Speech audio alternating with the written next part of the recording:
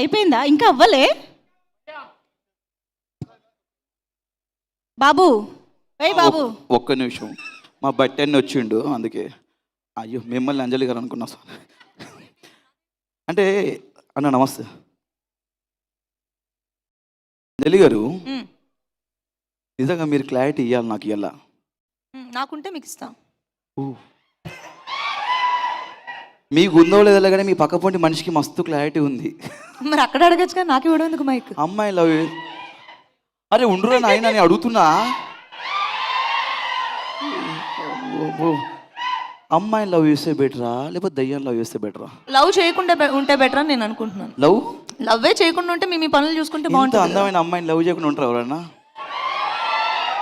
అంజలి కాదు మళ్ళీ గీతాంజలి. గితనే మోసపోయిండు. పార్ట్ 2 తీసి మళ్ళా రాధిక మొత్తం కొంప ముచ్చింది. ఒక్క నిమిషం, మేము బట్టి గారితో మాట్లాడతాం. అన్న నమస్తేనే, నా పేరు డీజే టిల్లు అంటారు.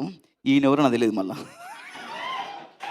అన్న ఒకటే క్వశ్చన్ అడుగుతా, మీకున్న ఎక్స్పీరియన్స్ చెప్పాలి. అంటే మీకు ఎక్స్పీరియన్స్ ఉందో లేని అదే కానీ మీ కాలేజ్ డేస్లో అమ్మాయిని లవ్ చేస్తే బెటరా దయ్యాన్ని లవ్ చేస్తే బెటరా?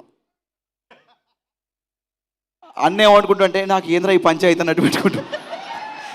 నేనేదో వచ్చిన గెస్ట్గా నాకు ఏంది అన్నట్టు చెప్పండి అన్న. అన్న మీ గన్మెన్స్ ఎక్కడ ఉన్నాడే?